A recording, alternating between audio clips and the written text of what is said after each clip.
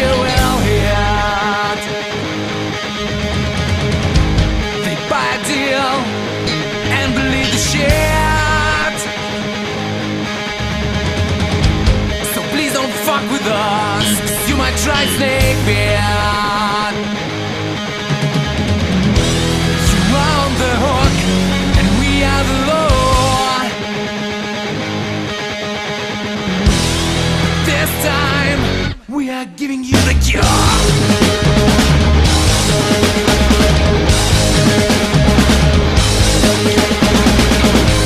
We always win. You call us gods. Only we know the way to your dream spot. You are the leper, the healers we are. Don't have any fakes, just trust truly one. Pay and choose who you want to hate. All will be done to eliminate.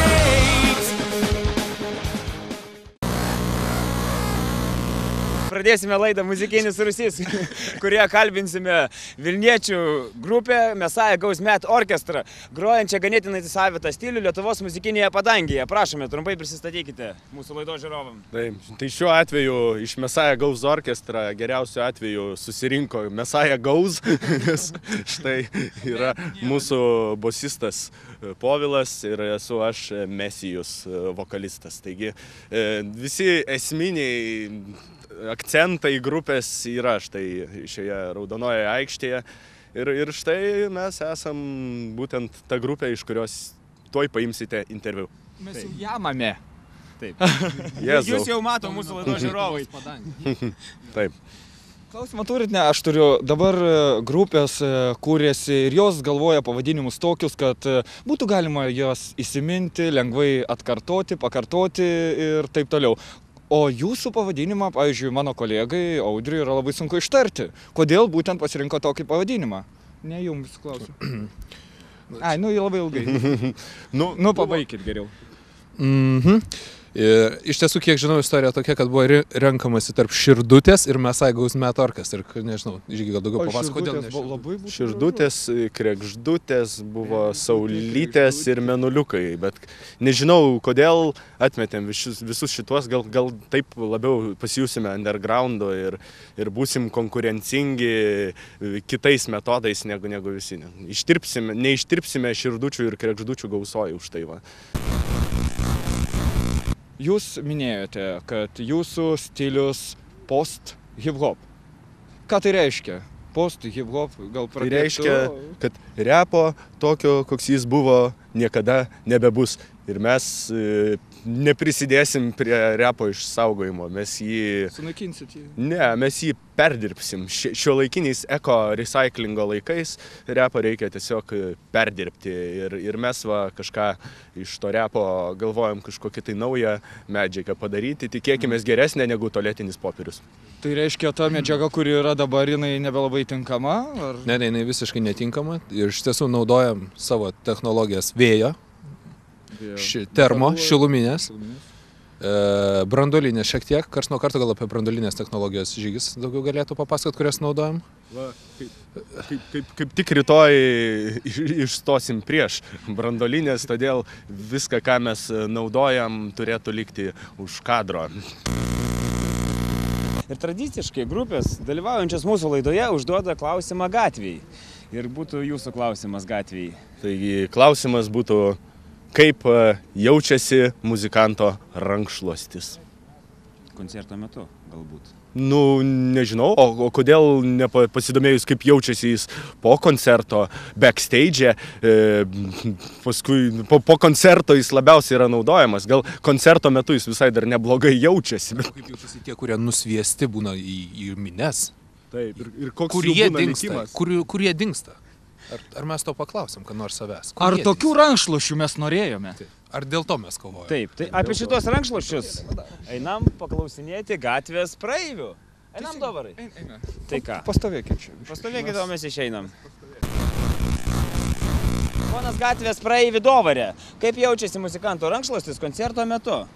Rankšluostis, kuris yra naudojamas koncertų metu, atlikėjų, grupių, jaustis turėtų labai šlapiai, jaustis labai intelektualiai, kaip atsakėte. Ir iš tikrųjų, na, aš manyčiau, kad jeigu jisai baltas ir jisai yra be dryžių, jisai nėra muzikanto rankšluostis. Guli ramiai vonioj. Vonios nebūna koncertų metu? Tualetę tada pamiršo. Aišku, Nusirengimo kambarį gerai. Dėkui jums už atsakymą. Ačiū, jis garuoja nuo prakaito. Kai muzikantas groja, nu, tai dvasinė įtampa, jei metalą, tai fizinė įtampa. Jei perkusistas, tai iš vis ten, žinot. O man atrodo šlapias. Šlapias, o jūs sakot, kad sausas? Sausas. O kodėl, jeigu muzikantas šėlsta, kaip jis gali būti sausas? Ne, žodžiu, protinė iššėlsta, bet fiziškai jis turėtų neprakaituoti, nes čia dirba galva. Muzika tai yra intelektualusis produktas galvos. Bet jeigu tai roko sunkiai... Man tai tik tai šlapias, nes tikrai, nu kaipgi, tugi visą laiką judi. Protas jau atsisako tada. Kai tu judi, protas jau atsisako. Mylimas. Mylimas jaučiasi? Taip. Kaip dar jaučiasi? Šiltai. Supratau. Kaip jis turėtų atrodyti, kokios spalvos? Oranžinis. Iš tikrųjų labai šlapia. Labai šlapia. Kaip dar jis jaučiasi? Nesivaizduoju, gal iš tikrųjų sunkiausią gyvenimą turi, man atrodo. Ta rankšluostį. Nu, aš tikiu, kad nelengva dirbti tą darbą. Supratau. Geriau būti mikrofonas, jeigu rankšluostis, žinok. Bet galite, nežinau, reikėtų pabandyti. Bet iš tikrųjų nenorėčiau būti į jo vietą. Aišku. Gerai, dėkui už atsakymą, gerai. Kaip dar? Varvas. Drėgnas. Drėgnas. Kokios dar? Pilnas emocijų ir laimės ir vargo. Pavalgys jos. Tai vėl grįžome. Iš gatvės su puikuoju žurnalistų Dovaru. Audriumi. Labai malonu Dovarai. Ir turime klausimą grupiai. Ar senai susikūrėte? Tai susikūrėme, aš kaip mesijus jau gal 8 metus jau scenoje, o gyvisas tatai kažkur jau 4 metus reiškiasi. Tai jau visai nemažai, bet dar su selu negalime susilyginti jo muzikinę patirtimi. Supratome. Turiu dar klausimėlį tokį, o į grupę ateina muzikantai jau irgi su patirtimi, ar pradedat kažkokius jaunuolius, mokinat, auklėjat, ar jie jau ateina iš kitų grupių, atsineša savo bagažą? Na, aš kaip šviežiausias Edonas prie grupės, Edon Pekas, tai norėčiau pasakyti, kad jo, ateina visi su patirtim. Didelė. Nors iš tikrųjų stengiamės jau įžvelgti talentą jau kūdikiuose, pradedam žysti juos alumi ir taip labai greitai jie tampa mums ištikimi muzikantai. Pats ką atnešė į šią grupę, ką naujo? Alaus šiek tiek atnešiau. O kiek litrų? Na, kelis atnešiau. Kiek aš tada? Nu, žinok, džiaugiuosi, jeigu galėčiau pasakyti kiek, tada šitas žmogus jau nebebūtų grupėje. Supratau. O gal gali pasakyti laidos žiūrovai, apie ką jūsų muzika? Kam skirta, apie ką, ką jūs norite išreikšti? Nu, mūsų muzika ir neigia, ir teigia. Mūsų muzika šiaip ar taip gyva.